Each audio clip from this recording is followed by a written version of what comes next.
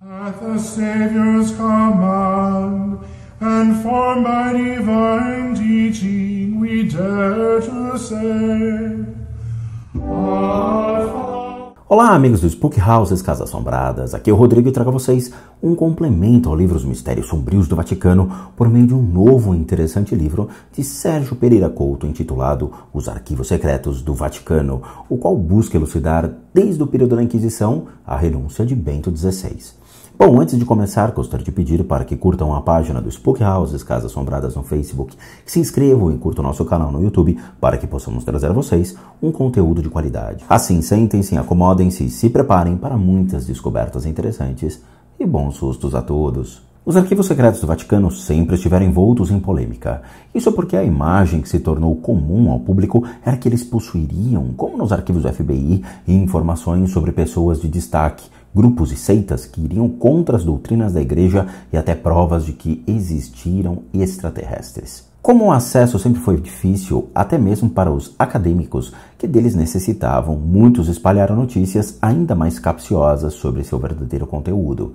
O que nos vem à mente é a imagem do Vaticano atrelada a polêmicas e mais parece um vilão de filmes de aventura do que uma instituição séria. Será que eles teriam mesmo todo esse poder só porque mantenham um setor de documentos como os arquivos secretos?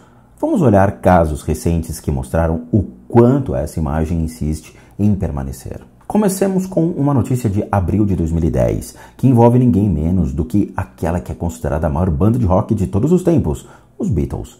Em 1965, John Lennon, talvez levado pelo excesso de fama de seu grupo, declarou que eles eram mais populares que Jesus Cristo, o que provocou um grande mal-estar em cristãos do mundo todo, que chegaram a queimar álbuns da banda em praça pública. Lennon teve de se retratar para acalmar os ânimos e poder continuar com suas polêmicas. Em 2010, completou-se 40 anos da separação do grupo, que ocorreu em 1970. Porém, tal observação não passou despercebida pela Igreja Católica, que o colocou como uma espécie de lista de indivíduos perigosos para a doutrina. Boatos não confirmados dizem que seus discos solo não teriam o mesmo sucesso dos demais ex-companheiros porque os cristãos mais ortodoxos não teriam perdoado a ofensa ao ícone máximo da igreja e que Lennon só teria sua ficha limpa em 2006. Em artigo datado de abril de 2010, o Jornal do Vaticano, Le Observatoire Romano, acrescentou sobre o incidente a versão oficial da igreja. A declaração de John Lennon, que provocou tanta indignação nos Estados Unidos, depois de todos esses anos, soa como uma bravata de um jovem proletário inglês às voltas com um sucesso inesperado. As declarações continuam em tom condescendente, como se fosse mesmo uma espécie de perdão oficial da igreja perante os abusos da banda na época. É verdade que eles tomaram drogas, viveram uma vida de excessos por causa do seu sucesso e até disseram que eram mais famosos do que Jesus. No entanto, ao ouvir suas canções, tudo isso parece distante e insignificante. Eles podem não ser o melhor exemplo da juventude da época, mas não eram, de maneira nenhuma, o pior. Suas belas melodias mudaram a música e continuam a dar prazer. O editor do jornal Giovanni Maria Vian afirmou ser fã do grupo e o chamou, em outro trecho, de pedra preciosa. As belas melodias que mudaram para sempre a música pop e ainda nos emocionam vivem como uma pedra preciosa. Alguns dias depois, foi a vez do baterista do grupo, Ringo Starr, se meter na polêmica. Em entrevista para a rede de televisão CNN, comentou o suposto perdão do Vaticano à sua antiga banda que, em outro trecho do tal artigo, chegou a classificar as supostas mensagens misteriosas deixadas por eles em seus álbuns de satânicas. Diz Ringo, o Vaticano não disse que éramos satânicos? Possivelmente satânicos, e eles ainda não perdoam. Acho que o Vaticano tem mais a que falar além dos Beatles. Pode parecer que o caso não tenha relação alguma com os arquivos secretos do Vaticano, mas por muitos anos circulou entre a comunidade Beatle e até mesmo entre os historiadores do mundo do rock a história de que os padres da igreja teriam escondido por lá arquivos extensos sobre as supostas atividades religiosas da banda e mantinham fichas individuais com os gostos e desgostos de cada componente. John Lennon teria sido considerado por eles uma ameaça em potencial e provocado uma onda de observação sobre seus projetos solo. Alguns até arriscaram que o assassino de Lennon teria sido programado não pela máfia ou pela FBI para matá-lo, dando crédito inteiramente a um círculo inteiro de poder da igreja ligado aos arquivos secretos. Teorias da conspiração à parte, o fato é que os Beatles sempre causaram polêmica para quem era ligado a eles de maneira direta ou indireta. E pelo jeito ainda vão causar mais um pouco de comentários até que suas lembranças sejam por fim apagadas do convívio popular. O terceiro caso que exemplifica o tipo de polêmica comumente associada ao Vaticano aconteceu também em 2010. Em setembro, o Papa realizou uma visita à Grã-Bretanha, um país sabidamente anglicano há séculos separado dos católicos. Os noticiários relataram que os fiéis teriam de pagar uma entrada para poder assistir às missas que lá seriam realizadas. O porta-voz do Vaticano, o padre Frederico Lombardi, disse que a decisão de pedir pela primeira vez uma contribuição aos fiéis para a viagem do Papa foi tomada pela igreja local junto com as autoridades civis. Ele declarou para a Rádio Vaticano: os custos da organização da visita são de quem convida. O Vaticano não estabeleceu a medida. São modos de organização decididos pela igreja local, levando em conta as necessidades. Li e ouvi observações sem fundamento. Para alguns, o Vaticano vai pedir aos fiéis que paguem ingresso para assistir à missa. Tudo isso é equivocado. O Papa viaja a um país porque foi convidado pelas maiores autoridades desse Estado, no caso a rainha, o governo, seguidos pela igreja local.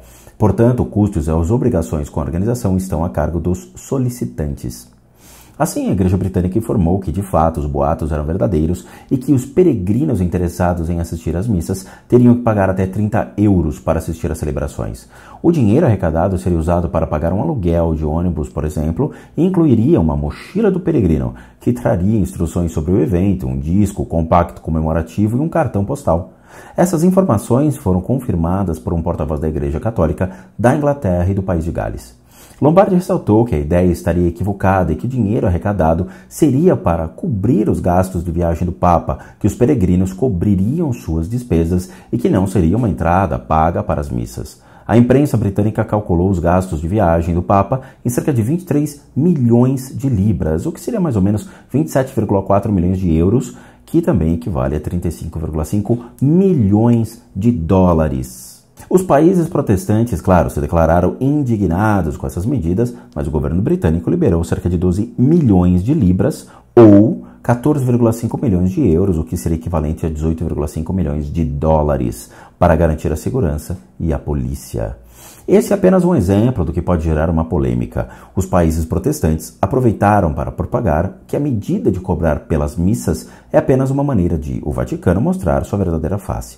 Os católicos contra-atacam, afirmando que essa medida serviu apenas para cobrir uma despesa, uma prática comum em qualquer organização e que poderia gerar uma espécie de mal necessário para que os fiéis daquele país não católico pudessem contribuir para a fortificação da fé por lá. Bom, e o que isso tem a ver com os arquivos secretos? Como vimos, um tipo de documento que é mantido por lá e do qual muitos se esquecem é justamente o papel administrativo, documentos que comprovam as despesas da Santa Sé com as atividades que exerce. Para muitos, o controle dos gastos seria uma prova de que o Vaticano, de fato, gasta bem mais do que ganha e que está uma espécie de falência contínua. Isso, com certeza, explicaria atitudes como essa de cobrar uma taxa para que os católicos do Reino Unido pudessem assistir às missas papais, embora não justifique uma atitude dessas. Porém, é uma prática muito usada pelos evangélicos em países como o nosso, e, nesses casos, ninguém reclama. Mas basta os católicos partirem para o mesmo jogo e a chuva de reclamações começa. Seja como for, o fato é que muitos se acostumaram a ligar a Igreja Católica a ações humanitárias. Portanto, acham inadmissível que o Vaticano, com toda a sua riqueza, continue a cobrar por seus serviços, ou mesmo que organize eventos nos quais os peregrinos é que pagam. Nada disso é justificável, mas a polêmica está lançada e com certeza deverá assombrar os corredores do pequeno país por muito tempo. Se voltarmos um pouco no tempo, chegaremos a 2009, quando outra polêmica foi levantada em maio. O presidente israelita Shimon Peres manifestou uma defesa pela transferência da soberania sobre 5 locais sagrados para os cristãos. Há muito tempo, o Vaticano pede soberania sobre esses locais, que inclui a igreja na Anunciação em Nazaré, o cenáculo em Jerusalém, que seria o local da Última Ceia, e a igreja da Multiplicação no Lago Tiberíades. O presidente israelita ia contra recusas anteriores de seus antecessores, que sempre se opuseram a que a responsabilidade sobre esses locais fossem cedidas. Em 2004, anunciou-se a intenção de um acordo com a Santa Sé para a transferência da soberania e o que acabou por não se concretizar. A medida tomou proporções enormes quanto à visita do Bento XVI a Israel. O ministro do Interior, Eli Yashai, declarou que o objetivo do Papa era o de não causar mais danos e não ganhar a soberania, segundo o jornal Jerusalem Post. Já para o ministro do Turismo, Stas Mezeniskov, a opinião é a seguinte: se tivéssemos a certeza de que este presente ao mundo cristão traria milhões de peregrinos, então teríamos uma boa razão para pensar nisso. Mas como não temos a certeza do que vai acontecer, por que devíamos dar presentes? O site Israel Today afirmou que o ministro se referiu ao fato de os católicos nunca terem apoiado Israel, já que o Estado hebraico tem apoio cristão, que na verdade vem de fora da estrutura da Igreja Católica. Os cristãos que apoiam Israel vêm de denominações cristãs evangélicas. O mesmo artigo afirma que o ministro do Interior acrescentou que qualquer concessão, como a dos lugares, limita a capacidade do governo israelita a funcionar como um governo soberano na área. Outra lenda que liga os arquivos secretos do Vaticano ao assunto é que, em meio às prateleiras cobertas de poeira de documentos, estariam papéis que dariam posse legítima dos lugares sagrados para a Igreja Católica. O problema, segundo essa lenda, é que a Igreja tenciona obter a posse dos locais de maneira legal, sem precisar recorrer aos famosos papéis a que ninguém tem acesso. E tudo isso seria um exagero? A verdade é que, se analisarmos corretamente, a quantidade de lendas ligadas aos arquivos secretos é tamanha que praticamente para cada escândalo negociado haverá um ou outro comentário que fará essa ligação. É quase impossível ver uma legião de conspiracionistas de olho nos deslizes do Vaticano e criando cada uma dessas histórias. Uma dica polêmica ligada aos arquivos secretos é que lá haveria documentos do pontificado de Pio XII, que para muitos é o papa mais polêmico da história recente da Igreja, nos quais fica claro que ele teria se omitido durante o auge do nazismo e não ajudado os judeus a escapar de sua sina. Em 2008, os antigos sentimentos voltaram quando foi anunciada a beatificação do Pio XII. A comunidade judaica mundial se manifestou contra o Papa que, segundo eles, não teve coragem para denunciar o nazismo ou as deportações de judeus, ou ainda para excomungar Hitler, conforme lhe pediram muitos bispos. Juan Arias, correspondente do jornal El País, da Espanha, publicou um artigo sobre o assunto que foi reproduzido pelo Jornal do Estado de São Paulo. Bom, ele conta o seguinte: os anúncios da canonização me fizeram lembrar a ocasião em que o conheci, quando ainda era um estudante de teologia na Pontifícia Universidade Gregoriana de Roma, a mesma pela qual ele obtivera seu doutorado alguns anos antes. Tinham-me pedido que acompanhasse uma pessoa durante a audiência com o Papa Eugênio Giuseppe Pacelli. Naquele momento, o Vaticano era, para mim, um mundo misterioso no qual o Papa usava todos os símbolos herdados do paganismo, como a tiara ornada com pedras preciosas, a cadeira gestatória, os leques gigantescos e os cardeais arrastando uma cauda de seda vermelha de 8 metros. Era a época em que, ao se aproximar do Papa, tínhamos de nos ajoelhar e beijar-lhe a sandália sagrada. A sandália às vezes era vermelha e às vezes era branca. A que beijei era branca. O secretário do Papa ajudou a me levantar do chão. Lembro da figura sacerdotal quase de cera, daquele Papa chamado de Pastor Angelicus, por causa de sua aura de mistério e espiritualidade. Não parecia ser de carne e osso. Falou comigo como se falasse ao vazio. Lembro-me do seu nariz adunco, de seus olhos fundos e de seu olhar penetrante. O jornalista continua dizendo que talvez nunca se saiba a verdade sobre a posição que Pio XII tomou durante aqueles anos sombrios, já que sua família fazia parte da nobreza romana, pois muitos dos documentos daquela época foram misteriosamente destruídos. Sabe-se que sua atitude teria sido diplomática ao se preocupar em não criar problemas para a Igreja e para o Vaticano, evitando algo que para ele era visto como um mal menor. E se esses documentos existissem de fato, seria possível adivinhar onde dizem que estão? A polêmica foi tamanha que, então, Papa Bento XVI adiou a assinatura da canonização diante dos protestos da comunidade judaica mundial e de muitos cristãos progressistas. Sob essa decisão, Arias acrescentou que talvez fosse um sinal de que o próprio Papa não estaria convencido sobre a sinceridade de seu antecessor. Se ao contrário o Papa estiver convencido da santidade de Pio XII, não se deve deixar intimidar pelo medo de atrair a inimizade da comunidade judaica e do Estado de Israel, com o qual o Vaticano mantém relações diplomáticas.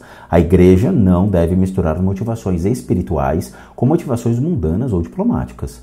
Nunca se deixou escapar se haveria algo nos arquivos secretos que justificasse tal decisão, mas é interessante ver que se trata de uma reação pública contrária ao caso de João Paulo II, cuja canonização foi apressada por causa do mesmo público que, hoje em dia, condena Pio XII. E a pergunta que fica é se esse tipo de atitude é justificada. O fato é que hoje sabemos que o pontificado daquele Papa tinha muitas dúvidas sobre sua real atitude, que foi considerada por muitos como, no mínimo, passiva diante do nazismo e das perseguições a judeus, bem como foi o final de sua vida. Arias chama atenção para a vida do pontífice ao relatar. Pio XII era duplamente prisioneiro do Vaticano e de sua poderosa secretária, a devota Sor Pasqualina, que ele trouxe da Nunciatura de Berlim, sem um consentimento da qual ninguém, nem mesmo os cardeais, podia se aproximar do Papa moribundo. Contaram-me, a partir de uma fonte muito próxima ao Papa, que ela não quis lhe dizer que ele estava morrendo, e por isso Pio XII não pediu que lhe dessem a extrema unção. Teria morrido, assim, sem receber os últimos sacramentos. Sor Pasqualina, de pele branca como a neve e as maçãs do rosto rosadas, que impunha autoridade, amenizava a agonia do pontífice com música clássica e uma série de canários engaiolados, cujo trinar Pio XII adorava. Até o seu médico pessoal, Riccardo Galeazzi Ricci, permitiu-se fotografar o Papa agonizante em posições pouco decentes, fotos das quais algumas aparecem em importantes revistas estrangeiras. Galeazzi acabou sendo expulso do Colégio de Médicos da Itália. E isso não é tudo. O sucessor de Pio XII, o João XXIII, teve atos que mostravam claramente que ele sabia a fama que parava sobre aquele que veio antes dele. Quando a doença se agravou, ele chamou seu secretário particular, Loris Capovilla, e pediu que lhe dessem extrema-unção e que preparassem suas malas para a grande viagem, caracterizando seu bom humor. Isso por muitos mostra que ele se preocupava não ter uma mesma fama que seu antecessor. Outro ato que deixou muita gente de cabelo em pé foi o fato de João XXIII ter deixado escrito em seu testamento que não deixava nada para sua família porque havia nascido pobre e morria pobre. Já Pio XII, antes de morrer, concedeu o título de nobreza a todos os seus familiares, uma atitude de fato nada digna de alguém que escolhera o nome Pio, de piedoso. As comunidades judaicas não deixaram por menos e logo se manifestaram quando souberam da notícia. O antigo Papa foi acusado de antissemita e de não ter elevado a voz contra Hitler, algo que foi sempre negado pelo Vaticano, ao ponto de, no Memorial do Holocausto de Jerusalém, colocarem uma fotografia de Pio XII, com uma epígrafe no mínimo polêmica que o acusa de ter se calado enquanto milhões de judeus eram conduzidos aos campos de extermínio. Em 2009, Bento XVI foi aconselhado a não viajar para Israel até que o Estado judeu tirasse a foto do memorial. Com a recusa das autoridades israelenses, houve um meio termo. O Papa visitaria o memorial, mas não veria a imagem e a epígrafe dedicadas a Pio XII. Toda a polêmica gira em torno do silêncio do antigo líder católico. Quais seriam suas verdadeiras intenções? Há quem afirme que os arquivos secretos possuem documentos que mostrariam muito da verdade sobre esse fato. Mas até o momento nada foi confirmado, restringindo-se apenas aos campos das especulações. Foi o povo português que se juntou aos lamentos pela decisão de canonizar Pio XII. Esse artigo, publicado em dezembro de 2009 pelo portal online, vemos o seguinte: colocar Pio XII é um passo da santidade, é uma coisa que não agrada a nenhum judeu, mas agradou a Bento XVI e, com a agora anunciada proclamação como venerável do líder da Igreja Católica durante a Segunda Guerra Mundial, o Papa provocou a ira da comunidade judaica. A reação de Israel não se fez esperar. O processo de beatização não nos diz respeito, é um assunto da Igreja Católica. Quanto ao papel de Pio XII, é para os historiadores avaliarem e, por isso, desejamos a abertura dos arquivos do Vaticano durante a Segunda Guerra Mundial, disse a AFP, o portal do Ministério dos Negócios Estrangeiros, Igal Palmor. Também a comunidade judaica portuguesa prefere ver os ficheiros secretos para crer que o papel do Pio XII foi mais do que o silêncio complacente perante o Holocausto. Bom, para o portal e para a maioria dos judeus portugueses, apenas a abertura dos arquivos secretos correspondentes é que poderia revelar o verdadeiro Pio XII. Até o momento, porém, não se sabe o que o Vaticano decidiu sobre esse assunto. Bom, meus amigos do canal, espero que tenham gostado desse incrível capítulo e vejo vocês no próximo episódio, quando falaremos sobre a reconciliação das igrejas católica e anglicana. Grande abraço a todos e bons sustos.